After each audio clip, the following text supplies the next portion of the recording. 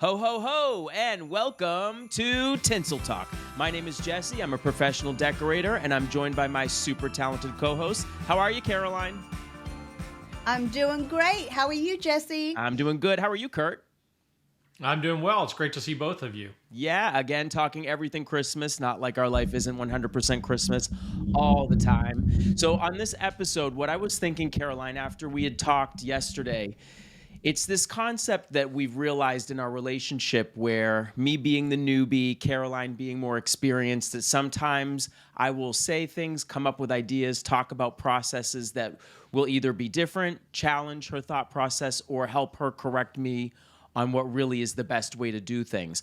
So we thought about this episode, why don't we unpack the design process? So literally me, Jesse, walking into either a commercial job or a residential job, how do we put the whole thing together? What is our put together process? And of course, like Caroline said, there's no right or wrong, but we thought, why don't we start with me, Green Jesse, the newer owner of a company, on what I do? So does that sound good to you guys? Sounds Sounds fantastic. great. Yeah. So when I get a client, my most important thing is about understanding what Christmas means to them. And I know, there's the design elements and all of that, but it's a good anchor point for me to understand what's going to be the most important elements in the design. Is it tradition? Is it nostalgia? Is it something they've seen on TV? What is their perception of what Christmas is and what Christmas looks like? Because it is so dramatically different. Some people are very religious in their perceptions of it, and they want that to be the through line. And some people are just strictly commercial, and they want that mall kind of look. So to me, it's first unpacking what their expectations are of the design. And then once I've understood who they are as a person, and that's usually a chat, either before I get to the space or kind of throughout working with them once I get to the space. Then once I'm at the space, then it's about understanding the space, and not to sound really corny, but allowing the space to speak to me. What are the needs of the space? What are the best elements in the space? What are the things that could be fixed, changed, concealed to make it feel more cohesive?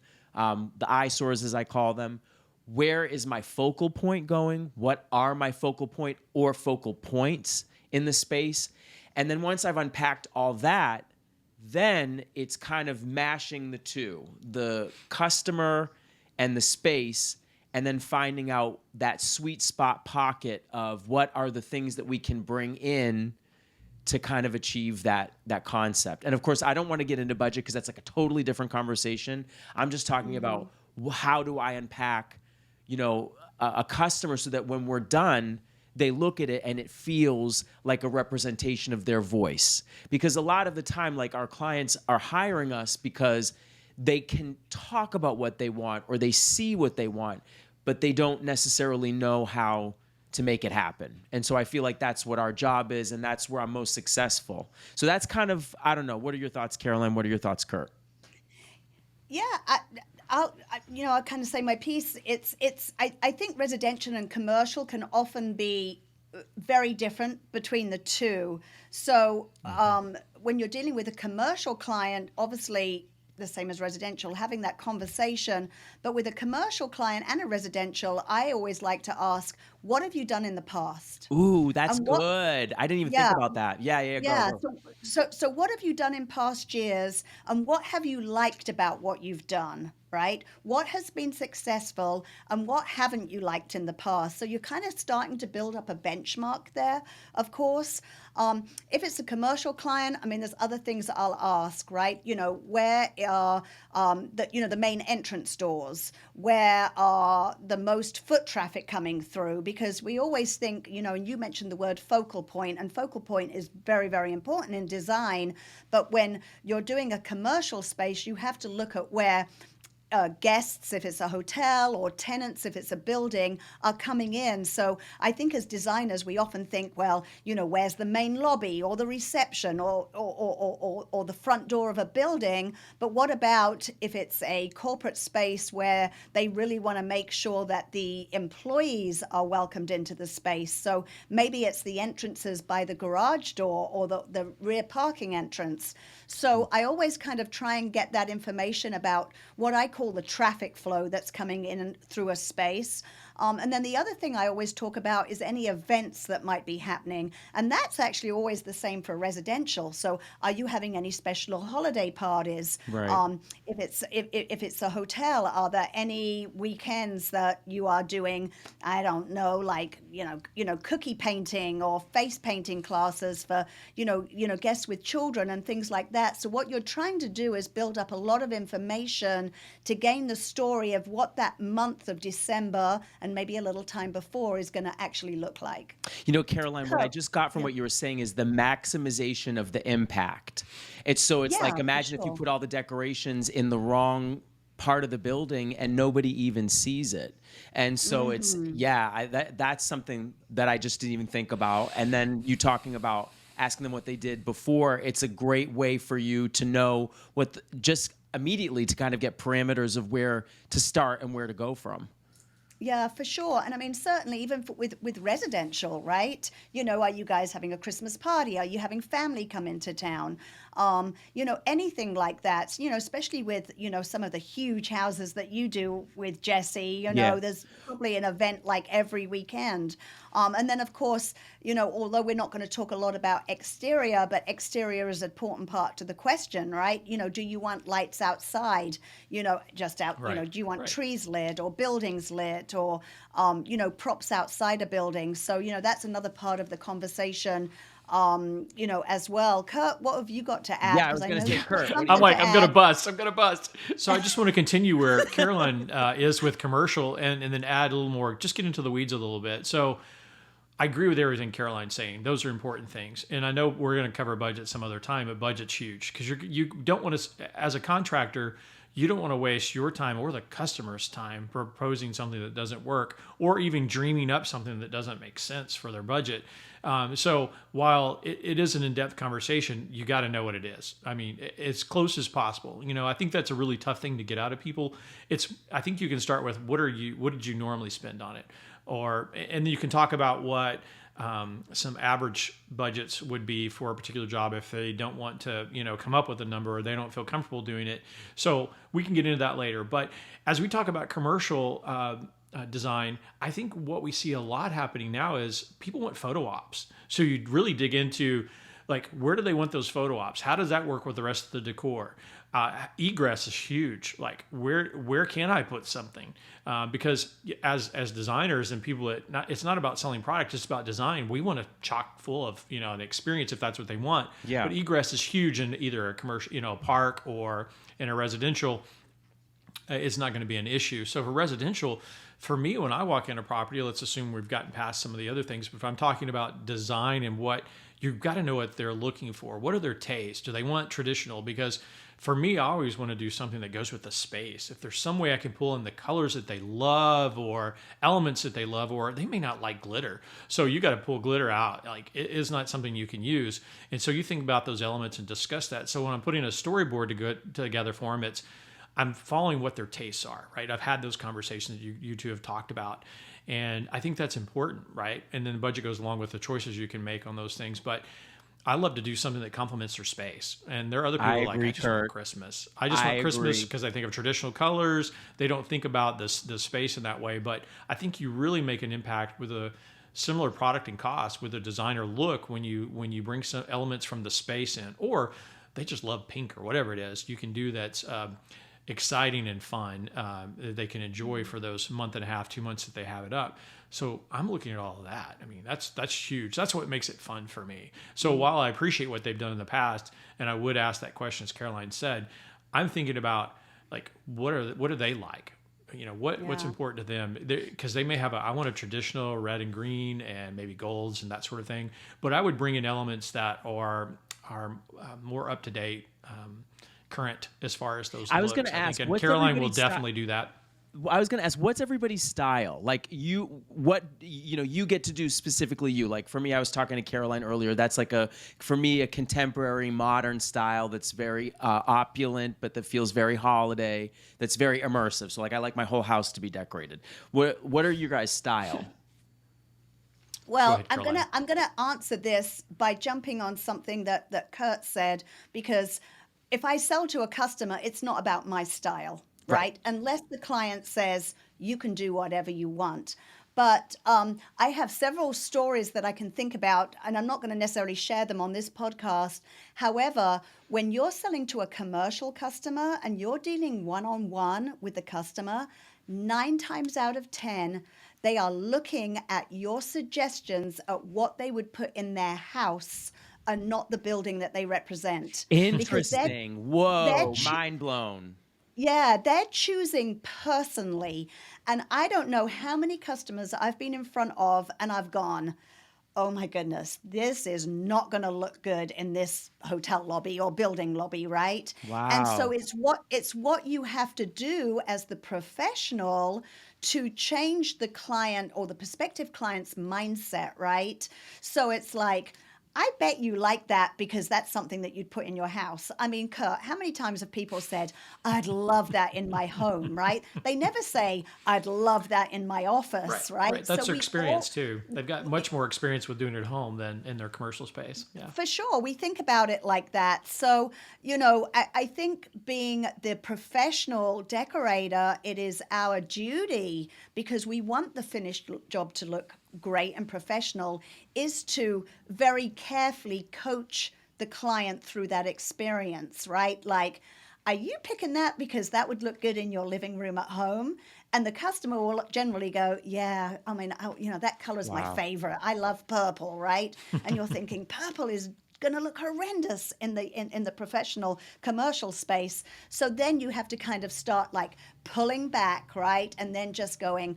And my favorite thing is, once you start having these conversations, you need to be in the space with the client, right? When you're sitting in front of a residential client, it's different because you're already in their Yeah, home, you're at their right? home. Right. But often you might be in front of a GM and he's in his office. You're not in that hotel lobby.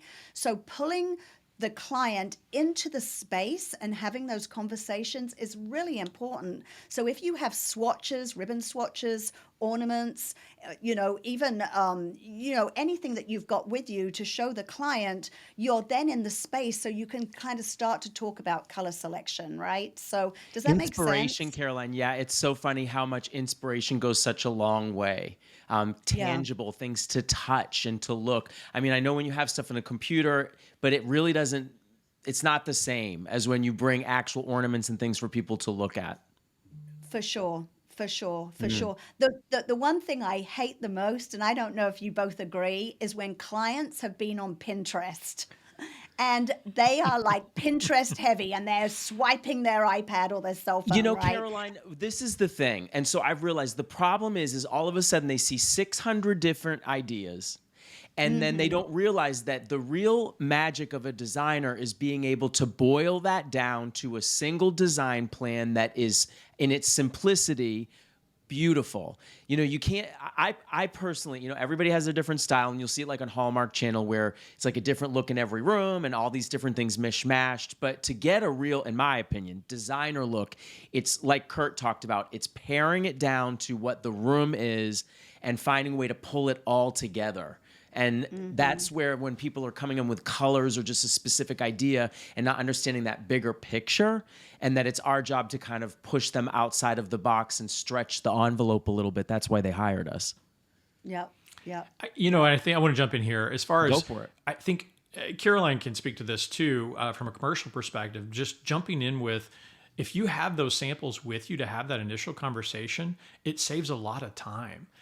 Because the customer, you can learn very quickly what they do and don't like. So, Yeah. I mean, I can plug for Vickerman, the company I work for, because we have a sample kit. It's got all the colors of every ornament, so you can quickly narrow down when they say pink. What do they really mean? If they say red, what appeals to them? Or you may not want to show them that because you want to just understand, generally what they want. But if you have samples like Caroline has for commercial, I think that's phenomenal. You can show them exactly what the product looks like with the pieces and the components, and they've got their ornaments they can combine. I know has that, one of your clients. So that's really great when you have a sample to work with a customer. And they look so different. That's something I would consider. They look way different, like from the computer and from a magazine to real life, colors, all that stuff. Yeah, like it's, they do. Yeah. So, you got to see it and touch it. I think narrowing down a color palette helps, right? That way you know what direction you want to go. But I've had customers say, I don't like that pick. I want something different. And Caroline's gone through the process of picking out 3 different picks and taking pictures of them on the floor and the customer deciding. But when the customer got it, they were blown away. They were extremely happy. So it was worth it, but that's not something we always want to do, right? We want to stick with our methods from a standpoint of production and things that, Caroline can speak to. But, going to that level on a big job is necessary sometimes. If it's a small job, that's not going to be necessary for a residential client. But I've had some people say, I don't like that ribbon, or I don't want that much glitter, or I don't, you do run into this. So starting in the beginning, asking those questions is so important. And Jesse, I don't know if have you had that experience where someone's saying, I don't want glitter? Ask you, have you ever had, this is just from what you were saying. It's the person that's like, oh, it's no big deal. Oh, I really don't care. And then all of a sudden you get into the project and then they become that like maniac person that's like, I really don't like that ribbon, or I really don't like glitter, and that red is not really red. And it's just, you're like, whoa. Yeah, so and there's a specific Yeah, you client. definitely want to share an inspiration board with them. I found that to always be useful when it's a $10,000 budget or up to share that inspiration board of all the actual samples of the pictures makes a big difference. But it does take more time. And the residential side, sometimes, and this is all due respect to my clients, they think they know what they want, and then all of a sudden you get it up. And I've told Caroline this story. I was decorating, and I pulled the client aside, and I was like, what is wrong with your husband? Like, why is he giving me death stares?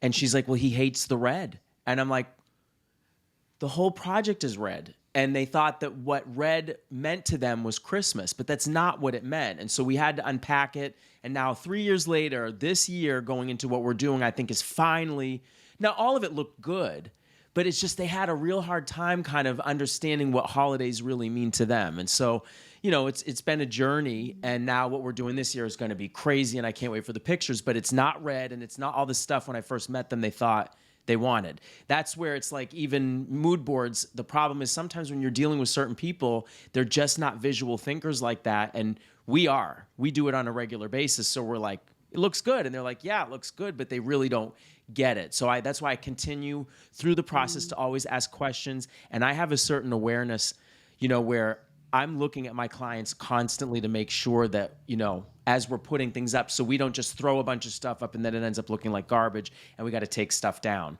So that's just me. Yeah. The newbie. So while you're talking about residential experiences, Jesse, I want to bring this. I want to bring this subject up because everybody that's listening or watching this is going to have experienced it, even a little bit in the commercial world. You get in front of your client, mostly residential, and the meeting goes well, right? Sometimes they're going to say, oh, I have all of this ornamentation that I want you to incorporate into the design, right? So here you go, right? This is bringing all Kiss of their favorite things.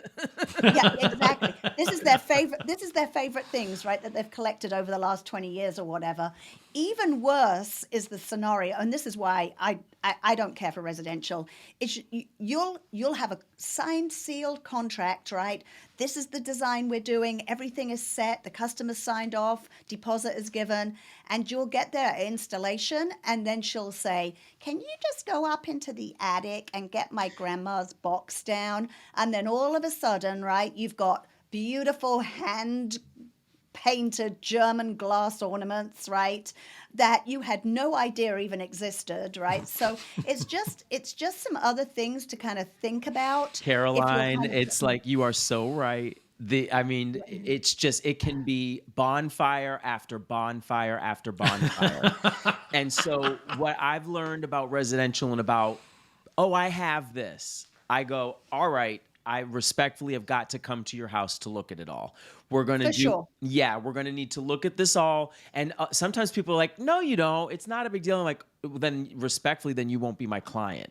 Because what I can't have happen is a lot of times, and this is just, people don't realize if they haven't stored things properly, or if something's just flat out old and maybe they weren't really paying attention, and then we go to work with it in Christmas time, that's not the time to be discovering that stuff. So I agree with you. It's like you have to really be thorough in breaking down with the client exactly what all that my stuff is, so that, because like, for instance, I do have clients, like one of my biggest clients, we incorporate his ornaments into what we're doing. But that took a lot of prep work, meaning that we needed to inventory everything that's there so that there's no, oh, you took this or this is missing or what was broken. So that's his stuff, and then what my stuff is. And so as long as you're careful and you have it outlined in the contract and you do your prep work where you know what everything is, then you're not getting there and, like you talked about, being surprised with German ornaments, or like me, nutcrackers, where are we putting these? I didn't know this was, and then, oh my God, they're family heirlooms, don't break them, all that kind of stuff. Yeah, So, and I think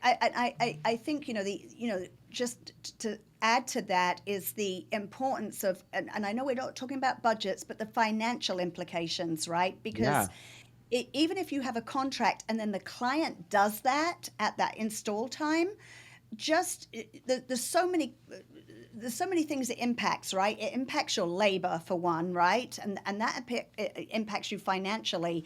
And so having those pre-conversations with the client, like, hey, if you give me any surprises when I'm here on November the 20th, right?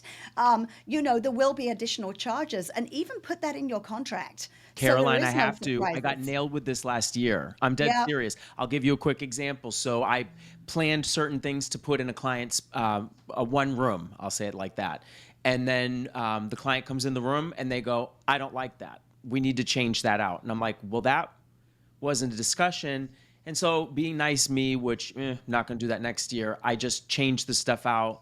But it took a lot of extra effort. I had to go source things that I didn't have, et cetera, et cetera. So I really want to have a clear, this is what it is. Like, it's not changing. We are not going to get creative once I'm playing around in here. And, this is what it is. So I don't run into that kind of trouble.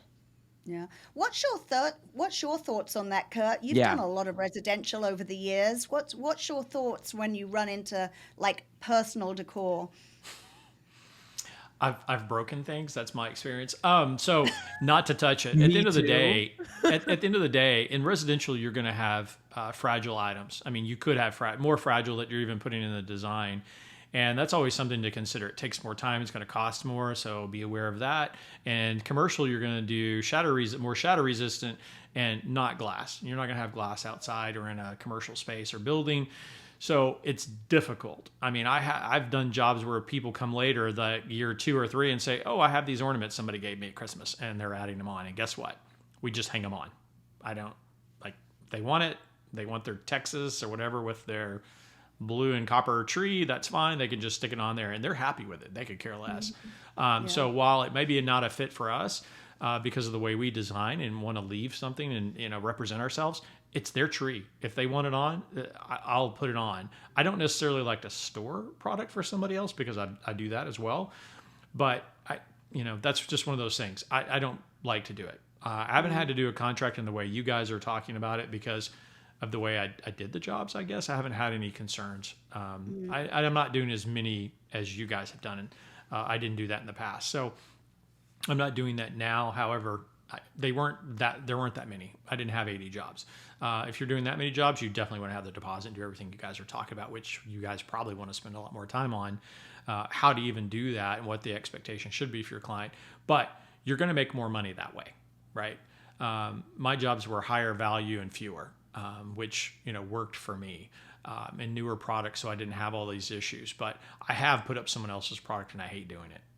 I mean, at the end of the It's day, dangerous, Kurt. I mean, it really is dangerous. Like you get all the ornaments on a tree and then the lights blow out because they didn't tell you that tree's like 5 years old.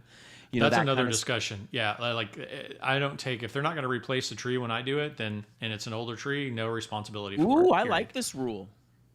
Oh yeah, you're not responsible for their tree ever. If you've No, I provided the mean, I tree, like the rule. If I'm coming in, I'm coming in with a new tree. I mean, like, because I'm not kidding you guys. I've had it happen where people are just not being realistic. Let's be honest. Everybody wants to save as much money as they possibly can putting this stuff up, and they want it to look as expensive as it can. And some people sometimes can be unrealistic. I'm like, look, I'm not a magician. I know Caroline, like people, they're like, Caroline, can you fluff my tree? And it's like, well, what do you want me to do with it? I mean, like, yeah. It's And I think 20 if years we old and it's threadbare, thank right? I think you. I I mean, think those people aren't going to be profitable for you. You're going to lose money on them. I can tell you that right now. For At the end of sure. the day, we haven't got into this model, but you want to lease your product if you can. At the end, I mean, that's where the money is for you to reuse that product year after year. It's not to go in and decorate their tree with their junk. I Yeah. hate to say that. I mean, at oh the end of no, the I day, agree, I know Kurt. everybody feels very personal about their decor. Frankly, I wouldn't hire somebody to put my stuff up necessarily in that fragile those fragile things. I do it fragile myself. So just because they're more fragile than the normal glass. I'm Yeah. speaking of Radco, so I wouldn't ask somebody to do that for me. I have them do other things that are not as critical.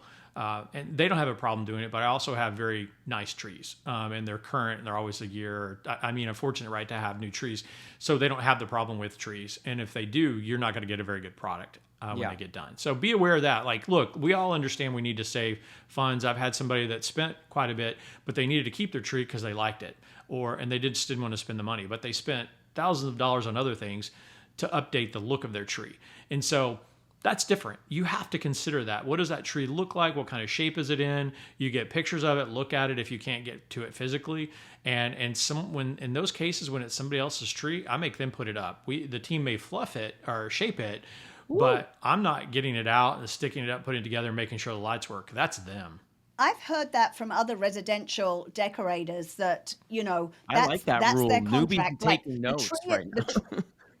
tree, the tree is ready to go up, and I know our audience that are listening to us, we've got such a mix of people, right? We've got people that do just residential, we've got people that do both, and then we've got people that do commercial. So we're trying to Right. cover lots of different areas so the listeners can, get things for it. But there's many people that do just residential, and they say that tree has to be up, and I am just going to put the decor on it. And if you get there and the lights are out and they're not working, that's not the decorator's decision. Something else, we were talking about breaking, and I know Kurt said, hey, I've broken stuff in the past. And I remember a situation, my goodness, this goes back 20 years, high-end, multi-million-dollar house. It's when we did residential, we don't anymore, and a ladder, and the person fell that was installing, and they fell on a ladro, which is an Italian, very expensive, like ornament, like sculpture. And I can't remember how much it was worth. It was like worth $14,000 or $15,000, Oh something my like God. extortionate, right? But as a commercial company, we were covered with insurance, right? So the other thing I wanted to touch on for all of those people that are doing residential are up and down ladders that can break something or have an accident in the home. You have to cover yourself with liability Oh my insurance. God. Thank You you. have to, no getting by that, because people will sue nowadays, right? And so, if you're just starting out, think about that. And also, Also, Caroline, like I say, when you're in, and I've told you this before, and this is just common sense, but if you're unattended in a very expensive home, just make sure that you're being careful that you don't, and I mean this seriously, you don't get set up where someone accidentally puts their glasses in the wrong room or their jewelry down somewhere else, and then they want to blame you for stealing it. And so I've just been very careful.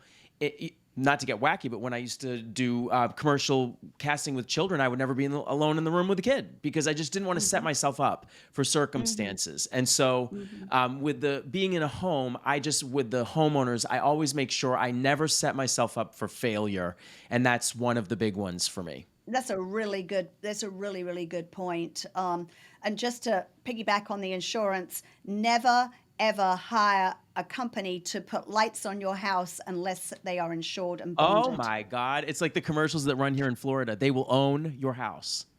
Yes, It's the tree yes, trimmers where they do it, where they show the tree trimmer that fell and then the lady has to give him her dog and everything. I mean, it's just, yeah, do your due yeah. diligence. One last thing, by the way. So we're talking glass and plastic. And so that's another thing, by the way, that I talk. So like I'm doing a very nice home, but the client was very clear with me. She doesn't want glass in the house. What are your thoughts on all that? Go ahead. I only decorate with shatterproof, and I think I've been to Kurt's home several times, and I know he has beautiful, expensive glass ornaments. Personally, I use shatterproof for everything now. There's so many beautiful shatterproof ornaments out there, not just regular round ornaments in different colors. There's different shapes and different textures that you can buy now, where you don't have to buy glass. Now, if you're a collector, that's completely different, Right. right? So, what's your thoughts, Kurt? When you say shatterproof, I'm thinking it's shatter resistant. By the way, that's what I'm thinking like right away. Okay, shatter Because at the end of the resistant. day, You work for shatterproof Vickerman? means it's not going to be in. It's not. Yes, I work at Vickerman, so Sorry, it's not tomato, shatterproof. tomato. You Well, know who hey, I it makes a am. difference. So it makes a difference. So shatter proof would be it doesn't break into sharp shards, and so Yes. that's important, right? So it's safe from that standpoint. So shatterproof, but it's not going to break into pieces like glass. That's essentially what we're talking about here. I just want everybody Yeah. to understand that, Yeah. because no one's going to like stand behind a nut something. It's going to break. It can, Yeah. right? It can if you drop it from a high enough level, but it won't break into sharp things, shards. So for me, I've done both. As Caroline said, there are trees we do with all shatter resistant, and it looks very contemporary. And I think when Caroline comes over and sees my tree, she's like, I like that one better because it's her style, but it looks clean. It looks nice. Generally we do something that matches the space. It's not, I don't always do traditional like that, but it's a nice way to fill up the tree without spending as much on the glass as well.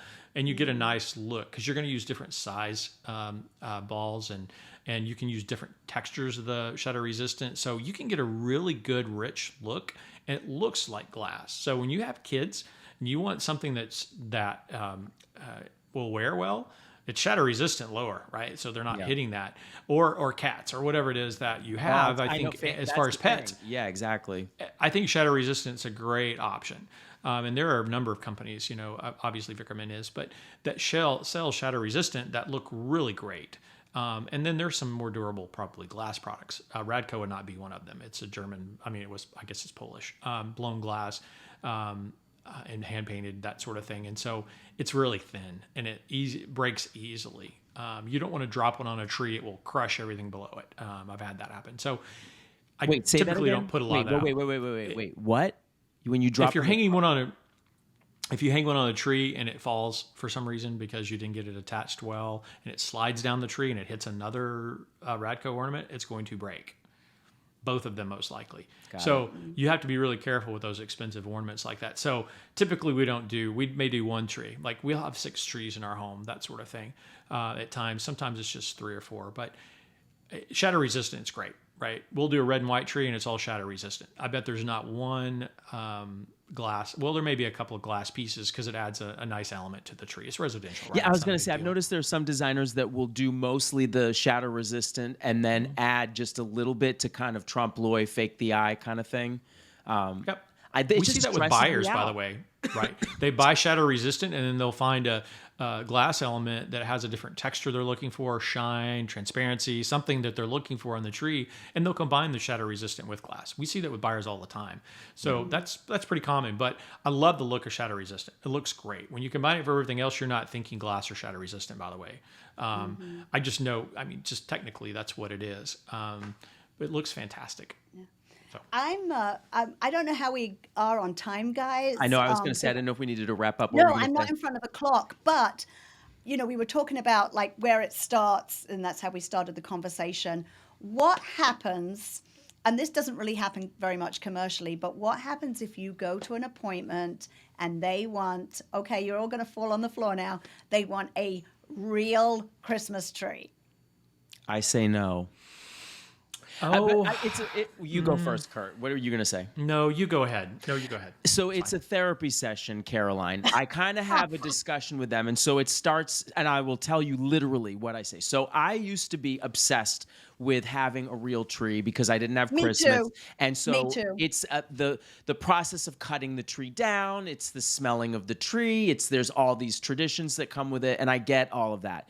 But in practicality's sake, with what we're doing now with Christmas and how we're setting up holidays, sometimes way early, November, and to have it sustain itself all the way through to January, there is no way that you are going to find a tree unless we literally get a real Correct. tree planted in, like dirt or something that's going to last the entire way. And so to me, it's about preserving the look. And so to do that, what I tell them is what we're going to do is we're going to get you a tree that you will not be able to tell the difference. We're going to get something that's real touch, and then we're going to dress it up, and then we'll conquer the smell, with candles and all kinds of other things. But it's not practical. Now, the other thing that I also do is like sometimes with garlands, I'll stuff real into the fake, so you can kind of get the smell and stuff. But I just won't do it. It's a no. It's not going to look good. Don't you feel like by the end of the holiday, it's going to look like dog crap? Yeah. Okay, Yeah. we don't use the word fake. It's artificial, by the way. It's an artificial, tree. Artificial. We don't Faux. say fake. So Correct the well, new- yeah, faux, whatever. Nothing So wrong with no, it's just me. I'm being funny. But no, I understand why you would say He's a fake. tree but snob. We all know Kurt's a tree I am a snob. little bit of a I tree love it. snob. Yeah. So for Well, those what of are your you thoughts? that don't know it, I think that if it's a commercial property or residential, it's cost prohibitive, and they're not going to do it when you give them a price if you've priced it correctly. Because in a commercial property, they have, like a hotel will have a staff, and they normally do their live tree, right? They're bringing you in to add some additional elements and things that are not the live, and their team may do the live tree. I've experienced that where the RFP, that's what they required, that they wanted, they as a matter of fact, they said, we'll take it and do it. At the end of the day, can you imagine taking ornaments, shadow resistant or anything off of a real tree? It dries out. It will be a nightmare, and it will take a long time. In addition to that, it's not going to be profitable for you because you're going to be spending so much time on that job, regardless of what you'd have to charge them so much in labor, they wouldn't be interested. And it ruins the because- ornaments too. Because you can probably do 2 other jobs in the time that it takes to do that. And it's more profitable for you to go do the other jobs than it is to even probably bid that job. Yeah. So I would say no to decorating any real tree. It doesn't make sense to me. I'm in complete agreement. Personally, I love a real tree. Love it, Yeah, love it. we all Jesse, do, you right. talked about the whole experience. Yeah. I love it. But decorating, keeping it for that length of time is so hard.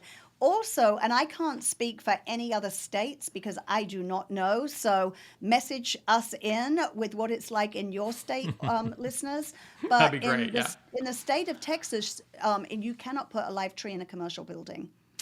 So that kind of solves that for people in Texas, right? And it's got something to do with the fire code or something. And I'm not sure.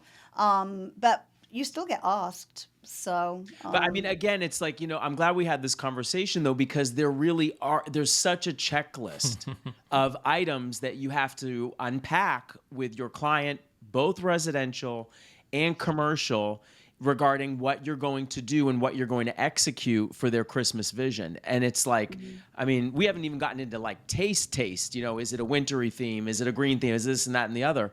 It's just the core basics so that you can make sure that your installation is a professional one. So I mean, I think it's been a great conversation, guys. I know I was going to say, I hope think that's our time for today. I mean, we can continue to talk and talk and talk, but Yeah. I just want to thank you, Kurt and Caroline, because it's really like today, even again, my mind is blown. I heard information that I've not heard before. It's got me thinking, again, how I'm going to adjust what I'm doing in my installations. So thank you, Kurt. Thank you, Caroline. Absolutely. And thank you, the listeners. Great Yeah. conversation, which we can carry on during another podcast. Definitely, and then get into budget. I know that's the big one that we've really got to tackle, and we're going to have to unpack it probably in several episodes. But thank you, listeners, for tuning in, and we will catch you next time. Thank you.